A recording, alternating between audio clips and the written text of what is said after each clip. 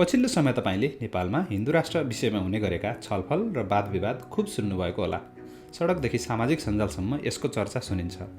एक थरी मानिस भन्छन् यो हुनैपर्छ, अर्का थरी भन्छन् यो हुनै हुँदैन। यीमध्ये कुन सही भनेर बुझ्नु अगाडि हिन्दू राष्ट्र के हो भन्ने कुरा बुझ्नुपर्छ। मलाई त के लाग्छ भने त्यसभन्दा अझै अगाडि संसारमा धर्म वा आस्था र राजनीतिक शक्ति र सत्ता कसरी जोडिएका छन् र त्यो गठजोडको इतिहास के हो भन्ने कुरा बुझ्नुपर्छ। आउनुहोस्, बोधको यो यात्रामा तपाईँहरूलाई म सेयर गराउँछु यो विशेष भिडियो श्रृङ्खलामा। बोधको यात्रामा तपाईँहरूसँग वार्ता गर्न उपस्थित छु म जीवन छेत्री।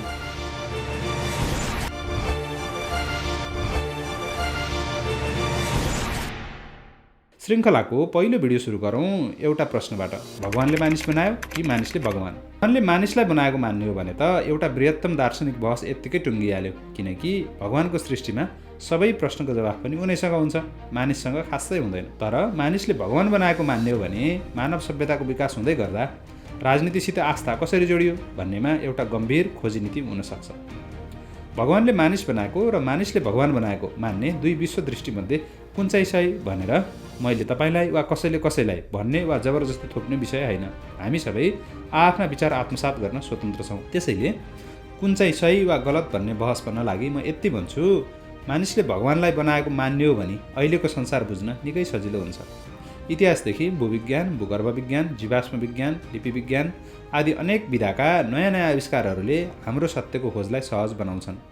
मानिसले गरेका ती सारा खोजहरूको आलोकमा हिजोको मानव समाजलाई हामी जति राम्ररी बुझ्छौँ आजको समाज बुझ्न हामीलाई उत्तिकै सहज हुन्छ। त्यसैले धर्म र सत्ताको सम्बन्ध खोतल्नु अगाडि धर्मको अवधारणा मानिसहरूबीच कसरी विकास भयो होला भन्नेमा म एक विश्वविख्यात इतिहासकार युवल नोआ हरारीका शब्दहरू सापटी लिन्छु। उनी भन्छन् मानिस जाति एकअर्कालाई कथा भनेरै यति सङ्गठित, समृद्ध र विकसित भएको हो। उसले यस्ता कथाहरू भन्न सिक्यो जसले हजारौँ वा लाखौँ मानिसलाई एकअर्कासित समन्वयपूर्वक काम गर्न सम्भव बनाए। त्यही समन्वयले उसलाई बाँकी सबै प्रजातिलाई परास्त गर्दै र उपभोग गर्दै पृथ्वीमा सर्वोच्चता जमाउन सम्भव बनाए। त्यसैले कथाहरू अघि बढे र त इतिहास अघि बढ्यो। 70,000 वर्ष अघि जति जब कग्निटिभ रिभोल्युसन भयो, मानिसको स्नायु प्रणालीले आफ्ना पूर्वजले भन्दा जटिल स्तरमा सोच्न, तर्क गर्न र स्मृति विकास गर्न सफल भयो। त्यो क्रान्तिका परिणामहरूमध्ये एक थियो कथा कहानी बुनेर भन्ने र सुन्ने। एकपल्ट सोचिल्याउँ त हिजोसम्म मानिसले आफू वरिपरिको भौतिक यथार्थ मात्रै देख्न सक्थ्यो, त्यो एउटै थियो। तर कल्पनाको यथार्थ बनाउन साथ उसका सामु अनगिन्ती काल्पनिक यथार्थहरू सिर्जना गर्ने फराकिलो क्षितिज खुल्यो। जस्तो कि पहिले अर्को झुन्डको मानिसले आफ्नो झुन्डको कसैलाई आक्रमण गरे भने त्यसलाई देख्नेहरूले मात्र त्यो घटनाको बोध गर्न सक्थे। तर अब सहजै यस्तो कथा बन्न सक्ने भयो कि धेरै पहिले फलानु झुन्डका मानिसका पुर्खाले हाम्रा पुर्खालाई आक्रमण गरेर मारेका हुन् रे, अनि हाम्रो झुन्ड थातथलो छाडेर लखेटिनु परेको हो, अनि हामी राम्रो आहारबाट वञ्चित भएर कमजोर भएका हौँ। त्यसैले हामी अब हराभरा अर्को भूगोलमा गएर फेरि पुष्टिने गरी खानुपर्छ र बलियो भएर उनीहरूको झुन्डसित युद्ध गरेर उनीहरूलाई हराएर फेरि शक्तिशाली बन्नुपर्छ। त्यसरी मानिसले बुन्दै गएका अनेक कथाहरूमध्ये एउटा थियो हाम्रा इन्द्रियहरूले महसुस गर्न नसक्ने कुनै शक्ति हुन्छ र त्यसैले सृष्टि सञ्चालन गर्छ भन्ने। त्यसलाई मानिसहरूले बिस्तारै दैवी शक्ति वा भगवानको रूप दिँदै गए। यो सम्भवतः मानव जातिले एकअर्कालाई भनेको सबैभन्दा शक्तिशाली कथा थियो, किनकि 10,000 वर्षपछि आजका दिनसम्म त्यो कथा मानव सभ्यताको आधार बनेर बसिरहेको छ। सुरुमा त्यो कथा सरल थियो, माटोले अन्न दिन्छ त्यहाँ भगवान हुन्छन्, पानी र घामले जीवन दिन्छन् त्यहाँ भगवान हुन्छन्, बिरुवाले अन्न र फल दिन्छन् त्यहाँ भगवान हुन्छन्। यसरी प्रकृति पूजनबाट सुरु भएको आस्था प्रणाली बिस्तारै मानिस जति ठाउँमा नयाँ बस्तीहरू बसाउँदै गयो उति नै ठाउँमा त्यहाँको मौलिकता अनुसार विकसित हुँदै गयो। मानिसहरूको आवत जातसँगै एउटै समाजमा अनेक थरी भगवानलाई पूजा गर्नेहरू सँगै बसोबास गर्न थाले र धेरैवटा भगवानलाई मान्ने पोलिथेइस्टिक सभ्यताहरू विकास भए। पछिल्ला 4,000 वर्षमा त्यस्ता धेरै समाजहरूमा अनेक खाले उथलपुथल भए। मानिसका कल्पनाशील दिमागले नयाँ कुराहरू सोच्न थाले। त्यही सोचको परिणाम बन्न पुगे मध्यपूर्वमा विकसित 3 मोनोथेइस्टिक अर्थात् एक ईश्वरीय धर्महरू। ती तीनवटै धर्मका शास्त्रहरूले आफ्नो मूलमा 175 वर्ष बाँचेका मानिने अब्राहम नामक पिता वा भगवानलाई राख्ने गरेकाले तिनैलाई अब्राहमिक रिलिजन पनि भनिन्छ। यहुदीहरूले आफूलाई अब्राहमका छोरा आइज्याकका वंश मान्छन् भने इसाईहरूले अब्राहमलाई जिसस क्राइस्टका पुर्खा मान्छन्।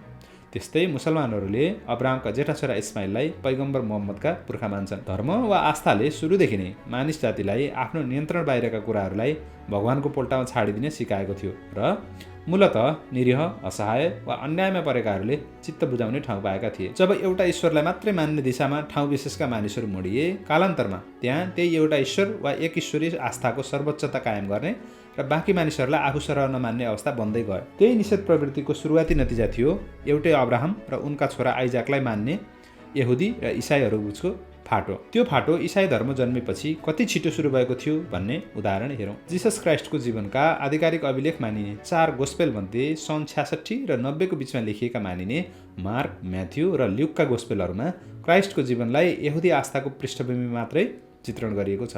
तर सन् 90 र 110 को बीचमा लेखिएको मानिने जोनको गोस्पेलसम्म आउँदा नै क्रिस्चियनहरू र उनीहरूले द ज्युज भनेर चित्रित गर्ने गरेका बाँकी यहुदीहरूबीच फाटो मात्र नआई तिक्तता विकास भइसकेको देखिन्छ। परिणाम रोमन साम्राज्यमा पहिलेदेखि चलिआएको 10वटा भगवानलाई पूजा गर्ने बहुईश्वरीय वा पोलिथेइस्टिक आस्थालाई चुनौती दिन पुरानो यहुदी र नयाँ इसाई आस्था प्रणालीबीचको होड तीव्र हुन पुग्यो। यो होडको सुरुमा इसाईहरू दमनमा परेका अल्पसङ्ख्यक थिए। त्यस्तो दमन कतिसम्म क्रूर हुन सक्थ्यो भने मानिसहरूलाई मृत्युदण्ड दिनु अगाडि जङ्गली सिकारी जनावरबाट आक्रमण गराइन्थ्यो। तर 4औं शताब्दीमा जब रोमन सम्राट कन्स्टेन्टिन द ग्रेटले सुरुमा इसाई धर्ममाथिको प्रतिबन्ध हटाए र पछि त्यही धर्मलाई रोमन साम्राज्यको आधिकारिक धर्म बनाए, दुई समुदायबीचको पासा पल्टियो। अब यहुदीहरू निषेध र दमनको शिकार बन्न थाले भने इसाई धर्मले राज्यको संरक्षण पायो। जब 7औं शताब्दीमा तेस्रो एकईश्वरीय आस्था इस्लाम जन्मेर हुर्क्यो, धर्मसत्ता र राजनीतिक सत्ताको गठजोड झनै कसिले बन्यो, किनकि इस्लामिक खलिफा वा क्यालिफेटहरूले मुस्लिम समुदायको धार्मिक र राजनीतिक दुवै हिसाबले नेतृत्व गर्न थाले। इस्लाम धर्मको विस्तार उनीहरूका लागि धार्मिक र राजनीतिक दुवै खालको मुद्दा बन्न पुग्यो। त्यसले एकतिर मध्यपूर्वका बाँकी दुई एकईश्वरीय धर्महरूसित टक्करको बाटो खोल्यो भने अर्कोतिर पैगम्बर मोहम्मदको मृत्यु लगत्तै इस्लाममा सिया र सुन्नीहरूबीचको फाटो आयो र त्यसले नयाँ घर्षण र द्वन्द्वको बाटो खोल्यो, जसको प्रभाव आजका दिनसम्म इरान र साउदी अरबबीचको द्वन्द्वमा देखिन्छ। परिणाम त पहिले फैलिसकेको इसाई र भर्खरै फैलिँदै गरेको इस्लाममा आस्था राख्नेहरूबीच आफ्नो श्रेष्ठता कायम गर्ने युद्धको मैदान बन्न पुग्यो मध्यपूर्वको सानो भौगोलिक क्षेत्र र त्यो श्रेष्ठताका लागि जस्तोसुकै हिंसा प्रयोग गर्न तयार हुने अवस्थामा पुगे दुवै पक्षहरू। मध्यपूर्वमा त्यसपछि विकसित घटनाक्रमहरूमा जानु अगाडि एकपल्ट हेरौँ इसाई क्यालेन्डरको पहिलो 1000 वर्षमा धर्मको चरित्र कसरी बदलियो भनेर। सुरुमा मानिसहरूलाई सदाचारको पाठ पढाउने, सुकर्मका लागि पुरस्कार र दुष्कर्मका लागि दण्डको निश्चित गर्ने र जीवन बाँच्दै गर्दा हुन जाने पापहरूलाई ईश्वरले नाश गरिदिने जस्ता विश्वासमा खडा भएका थिए तिनै एकईश्वरीय धर्महरू। तर मानवीय अहङ्कार र श्रेष्ठताको लडाइँमा हतियारको रूपमा प्रयोग हुनसाथ ती विध्वंसकारी हिंसा, दमन र बर्बरताको बहाना बन्न पुगे। समयसँगै व्यक्तिको आध्यात्मिक जीवनलाई निर्देशित गर्ने भनिएको धार्मिक आस्था र उसको सामाजिक जीवनलाई निर्धारित गर्ने राजनीतिक शक्ति एकअर्कासित छुट्टिनै नसक्ने गरी जोडिए। मानिसको सामाजिक र सांस्कृतिक जीवनमा भन्दा राजनीतिक जीवनमा धर्मले झनै ठुलो भूमिका खेल्न थाल्यो। हिंसा र द्वन्द्व जति बढ्यो, मानिसहरूमा धार्मिक कट्टरता पनि उत्तिकै बढ्यो। धर्मभित्रै पनि विभिन्न खाले आवाजहरूमध्ये कट्टर आवाजहरूले बढी ठाउँ पाउन थाले। कन्स्टेन्टिन द ग्रेटले इसाई धर्मलाई रोमन साम्राज्यको धर्म बनाए लगत्तै उक्त धर्मको छाताभित्र हुर्केका र थोरै भए पनि बहकिन पुगेका पन्थ वा सेक्टहरूमाथि समेत दमन गर्ने अवस्था बनेको थियो। पेगन र यहुदीहरूमाथिको बहिष्करण त छँदै थियो, तर समय बित्दै जाँदा इतिहासकै लामो र रक्तपातपूर्ण टकरावको माहौल बन्दै गयो पहिले फैलिसकेको इसाई र तीव्र रूपमा फैलिँदै गरेको इस्लाम बीच। परिणाम 11औं शताब्दीदेखि 15औं शताब्दीसम्म भीषण धर्मयुद्धहरू चले, जसलाई क्रुसेड्स पनि भन्ने गरिन्छ। ती युद्धहरूमा 17 लाख हाराहारी मानिसहरू मारिएको मानिन्छ, जबकि त्यो बेला विश्वभरको जनसङ्ख्या नै जम्मा 30 करोड थियो। क्रुसेड्सका युद्धहरू मूलतः इसाई र इस्लाम धर्म मान्ने मानिसहरूबीच भएका हुन्, जसमा युरोपका इसाईहरू हजारौँ वा लाखौँको सङ्ख्यामा मध्यपूर्वमा आएर त्यहाँबाट इस्लाम मान्नेहरूलाई लखेट्न खोज्थे। तर त्यति ठुलो स्केलमा हिंसा सुरु भएपछि युरोप र मध्यपूर्वमा रहेका तिनै एकईश्वरीय धर्म मान्ने मानिसहरूबीच एकअर्काबीच काटमार हुनु स्वाभाविक थियो। त्यसको एउटा उदाहरण हेरौँ। वर्ष 1096 मा क्रुसेडर्स भनिने इसाईहरूले जर्मनीमै यहुदीहरूको आम हत्या गरेका थिए, जसलाई राइनल्यान्ड म्यासाकर पनि भनिन्छ। त्यसमा जर्मनीको कोलोन, वोम्स, मेन्ज र स्पेयरका यहुदी बस्तीहरू उजाड भएका थिए र 5000 सम्म यहुदीहरूको हत्या भएको थियो। क्रुसेड सुरु भए ता धेरै इसाई र इस्लामिक साम्राज्यहरू बने, फैलिए र भत्किए। क्रुसेड्सको हिंसा 15औं शताब्दीपछि रोकियो, तर रोमन क्याथोलिक चर्चले क्रुसेड्सकै बीचमा 13औं शताब्दीको बीचतिर सुरु गरेको इन्क्विजिसन नामक अभियानहरू भने 19औं शताब्दीसम्म चलेका थिए। तिनको क्रममा 1.5 लाख मानिसलाई धार्मिक अदालतको कठघरामा खडा गरेर 3000लाई धर्मद्रोहको अभियोगमा मृत्युदण्ड दिएको मानिन्छ। मध्ययुगभरि यस्ता खाले ठुला र लामा हिंसाका अभियानहरू चलिरहेकाले आम मानिसको जीवन स्वभावतः दयनीय बन्यो। तर त्यो बेला मानिसलाई सताउने यस्तो धार्मिक हिंसा मात्रै थिएन। सन् 1346देखि सुरु भएर 7 वर्ष चलेको ब्ल्याक डेथ भनिने प्लेगको महामारीले पश्चिम एसिया, युरोप र अफ्रिकामा 2.5 देखि 5 करोडसम्म मानिसको ज्यान लिएको थियो, जुन त्यो क्षेत्रको जनसङ्ख्याको 40 देखि 60% थियो। कस्तो विडम्बना त! सबै भनिएको मानिसले तेरो आस्था ठुलो कि मेरो आस्था ठुलो भनेर लाखौँको सङ्ख्यामा एकअर्कालाई मारिरहँदा एर्सिनिया पेस्टिस नामक साधारण ब्याक्टेरियाले सबै समुदायका करोडौँ मानिसहरूलाई सोत्तर बनाइरहेको थियो। यसरी मानिसहरूलाई चौतर्फी भोक, शोक र अकाल मृत्युको चिन्ताले सताइरहँदा धर्मसत्ताका शासक र सम्राटहरूले भने आस्थालाई निरन्तर आफ्नो शक्ति आर्जन गर्ने हतियारको रूपमा प्रयोग गरिरहेका थिए। 16औं शताब्दीसम्म आइपुग्दा संसारमा जिसस क्राइस्टका वचनहरू मानेर दिनहीन, रोगी, अशक्त र असहायहरूको सेवामा ज्यान लगाउने धर्मभिरू आम मानिसहरू एकतिर थिए भने अर्कोतिर थिए निरन्तर विचलित हुँदै गरेका रोमन क्याथोलिक चर्चको धर्मसत्ताका शासकहरू। कतिसम्म भने तिनले मानिसहरूलाई इन्डल्जेन्स नामक चिज बेच्थे, जसलाई मोटो रकममा किन्नेहरूको पाप मेटिन्थ्यो र उनीहरू मरेपछि त्यही किनबेच गरे बापत पर्गेटरीबाट निस्केर स्वर्ग पुग्न सक्थे भन्ने भ्रम फैलाइएको थियो। अर्थात् मानिसले जस्ता पाप गरे पनि मनज्ञ धन छ भने चर्चबाट तिनलाई पखाल्न र स्वर्ग जाने टिकट काट्न सक्थे। इसाई आस्थाको यस्तो भ्रष्टीकरण विरुद्ध विद्रोह गरेर त्यही समयमा अर्थात् 16औं शताब्दीतिर मार्टिन लुथरको नेतृत्वमा प्रोटेस्टेन्ट रिफर्मेसन सुरु भएको थियो। 15औं शताब्दीको युरोपमा सुरु भएको रेनासाँ सांस्कृतिक आन्दोलन र यो प्रोटेस्टेन्ट सुधारको काँधमा चढेर 17औं र 18औं शताब्दीमा प्रबोधन अर्थात् एनलाइटनमेन्टको युग अघि बढ्यो। विज्ञानले छलाङ लगाउँदै समाज विकासमा मुख्य भूमिका खेल्न थाल्यो र यी सबैको काँधमा औद्योगिक क्रान्ति आयो। विज्ञान र उद्योगको विकास त भयो, तर त्यसले समाजमा धर्म वा आस्थाको महत्त्व भने घटाएन। औद्योगिक क्रान्तिको बलमा उभिएका युरोपेली साम्राज्यहरूले संसारभर उपनिवेश फैलाए। उनीहरूले त्यहाँको चरम आर्थिक शोषण मात्रै गरेनन्, सेतो छाला र क्रिस्चियन धर्मलाई आफ्नो सर्वोच्चताको प्रमाणका रूपमा पेश गरे। अफ्रिका महादेशबाट त उनीहरूले त्यहाँको अमूल्य खनिज धन मात्रै लुटेनन्, मानिसहरूलाई नै दासका रूपमा उठाएर किनबेच गरे। ट्रान्सएटलान्टिक स्लेभ ट्रेड डाटाबेसका अनुसार सन् 1525 र 1826का बिचमा मात्रै 1,25,00,000 अफ्रिकीहरू दास ओसार्ने जहाजहरूमा कोच्चिएका थिए। तीमध्ये 18 लाखको त नारकीय अवस्थामा पानी जहाजभित्रै मृत्यु भएको थियो।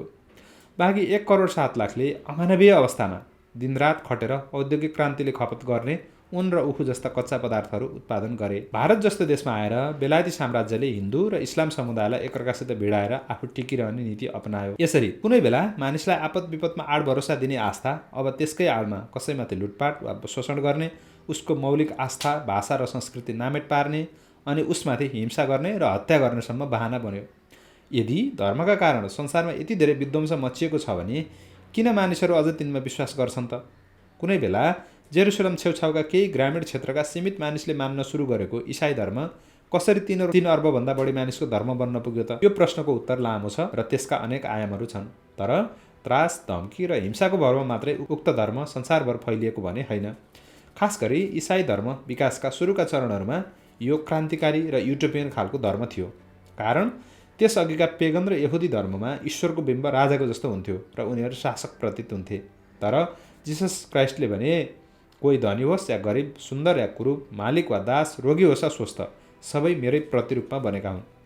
3/4 मानिसहरू दास रहेको रोमन समाजमा मानिसहरू चुम्बक झैँ यस्तो आस्थातिर लहसिनु अनौठो कुरा थिएन। इसाई धर्मको त्यस खाले मूल्य र परम्परालाई जीवित राख्ने मानिसहरू क्राइस्टकै समयदेखि आजका दिनसम्म पनि खास गरी समाजबाट अपहेलित मानिसको सेवामा खटिरहेका छन्। नेपालकै कुरा गर्ने हो भने कुष्ठरोगीहरूलाई ओडारमा लगेर छाडिदिने समयमा तिनका लागि अस्पताल र आश्रय बनाइदिने र आफ्नै हातले तिनको सेवा गर्ने इसाईहरूले नेपालमा गैर नाफामूलक स्वास्थ्य संस्थाहरूको जग बसाएका हुन्। तर विडम्बना चाहिँ के भयो भने तिनै क्राइस्टका भक्त हौँ भन्ने सत्ता र शक्तिमा हुने अर्का थरी मानिसहरूले चाहिँ क्राइस्टको मृत्युको 1,500 वर्षपछि 100औं वर्षसम्म अफ्रिकाका मानिसहरूलाई पशुपक्षीलाई चाहिँ शिकार गरेर दासको अमानवीय जीवन बाँच्न बाध्य पारे।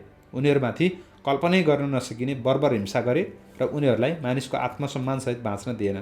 कतिसम्म भने संसारकै पहिलो आधुनिक गणतन्त्र र लोकतन्त्र मानिने अमेरिकाको संविधानमा all men are born equal भनेर लेखियो, तर व्यवहार त अश्वेतहरूलाई त्यहाँ उल्लेखित मेनमा संलग्न नै गरिएन। संविधान लेख्नेहरूले नै आफ्ना दासहरूलाई स्वतन्त्र छाड्न सकेनन्।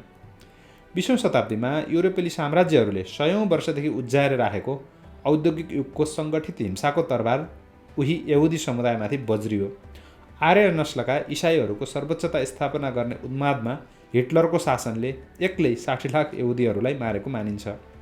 उनले सुरु गरेको दोस्रो विश्वयुद्धका कारण विश्वभर कुल 7 देखि 8.5 करोड मानिसहरूको मृत्यु हुन पुग्यो। दोस्रो विश्वयुद्धको अन्त लगत्तै जब मध्यपूर्वमा यहुदीहरूका लागि इजरायल देशको स्थापना भयो, त्यहाँ पहिलेदेखि बस्दै आएका मुस्लिम समुदायका मानिसहरूमाथि विस्थापन, हिंसा र हत्याको अर्को श्रृङ्खला चल्यो। यसपटक भने हिजोका पीडित यहुदीहरूको राज्य इजरायल पीडकको भूमिकामा फेरियो। 2023का आखिरी हप्ताहरूमा मैले यो भिडियो रिलिज गरिरहँदा निहत्था प्यालेस्टिनीहरूको ठुलो सङ्ख्यामा हत्या गर्ने र तिनका बस्तीका बस्ती बम हानेर उजाड पार्ने काम गरिरहेको छ इजरायलले। आधुनिक र विज्ञानको जुगमा उभिएको भने पनि धेरै मानिसका लागि उनीहरूको धार्मिक आस्थाको आधारमा बाँच्न पाउने वा नपाउने भन्ने कुरा निर्धारण हुने आजको विश्वमा तपाईँहरूलाई स्वागत छ। अहिले संसारमा धर्मको आधारमा शासन गरिने थियोक्रेसीहरू कति छन् त भन्दा यो सूची आउँछ। Afghanistan, Iran, Mauritania, Saudi Arabia, Vatican City र यमन। यीमध्ये 1000भन्दा कम जनसङ्ख्या भएको भ्याटिकनलाई छाड्ने हो भने बाँकी सबै इस्लामिक धर्मसत्ताहरू छन्। यो श्रृङ्खलाको कुनै अङ्कमा तीमध्ये केहीको चर्चा गर्ने म प्रयास गर्नेछु। तर आज भने एउटा प्रश्नको उत्तर खोजेर यो भिडियोको अन्त गरौँ। आजको संसारमा धर्मको राजनीति ती घोषित 5 मुस्लिम देश र माथि उल्लेखित प्यालेस्टाइनमाथिको इजरायली आक्रमण अनि भारत र नेपालका हिन्दू राष्ट्रवाला एजेन्डामा सीमित हो त कि मार्थ होइन? अमेरिका जस्तो देशमा सन् 2020मा भएको राष्ट्रपतीय चुनाव उल्ट्याउने प्रयास स्वरूप वासिङटनमा भएको जनवरी 6को दङ्गामा धेरैवटा क्रिस्चियन सुप्रिमेसिस्ट समूहहरू सामेल थिए। तीमध्ये एउटाले त अमेरिकामा गणतन्त्र हटाएर चर्चको शासन फर्काउनुपर्छ भन्ने पैरवी गर्ने गर्छ। तपाईँ भन्न सक्नुहोला, दङ्गाकारी अतिवादीले त्यस्तो मत राखेर त्यसले अमेरिका जस्तो देशको राजनैतिक प्रणालीलाई के नै असर पार्छ र? तर हालै अमेरिकामा तब धेरै मानिस तर्सिए जब त्यस्ता समूहहरूसित वैचारिक मतैक्यता हुने रिपब्लिकन पार्टीका उग्र दक्षिणपन्थी उम्मेद्वार माइक जोन्सन अमेरिकी कङ्ग्रेसको तल्लो सदनका सभामुख बने। अमेरिकामा सन् 2024को चुनाव फेरि डोनाल्ड ट्रम्पले जिते भने त्यस्ता अतिवादीहरूको शासन स्थापना हुने र धर्मनिरपेक्ष गणतन्त्र व्यवहार त खतरामा पर्ने भनेर अहिले धेरै मानिसहरूले चिन्ता गरिरहेका छन्। त्यसैले आजका दिनमा आस्था र राजनीतिको सम्बन्धबारे हुने कुनै पनि बहस देश वा परिवेश विशेषका लागि मात्रै काम लाग्ने कुरा होइन। नेपाल र भारतमा चलिरहेको हिन्दू राष्ट्र फर्काउने वा बनाउने मुद्दामा केन्द्रित राजनीति झट्ट हेर्दा दक्षिण एसियाको मौलिक कुरा जस्तो लाग्ला। तर त्यो पनि आस्था र राजनीतिको गठजोडबारे हामीले भूगोल र समयको जुन विशाल क्यानभास यहाँ पोत्यौँ त्यसैको एउटा हिस्सा हो। पृष्ठभूमिमा यति कुरा भनिसकेपछि अब हामीलाई दक्षिण एसियामा चलिरहेको आस्थाको राजनीतिबारे बुझ्न धेरै सहज हुनेछ।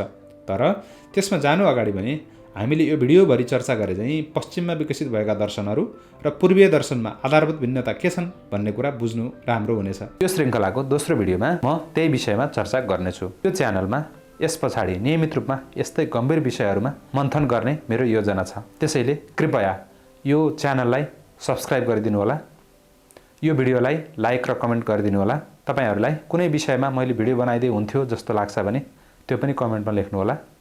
र यदि तपाईँले यो भिडियो फेसबुकमा हेर्दै हुनुहुन्छ भने हाम्रो युट्युब च्यानल बोध वार्तामा गएर त्यहाँ सब्स्क्राइब गरिदिनु होला। त्यसले हाम्रो यो बहसलाई अझ धेरै घनीभूत बनाउन र यो सामग्रीलाई धेरै मानिसहरूसँग पुर्याउन सहयोग पुर्याउनेछ। अब हामी यो श्रृङ्खलाको दोस्रो भिडियोमा भेट्नेछौँ। धन्यवाद, नमस्ते।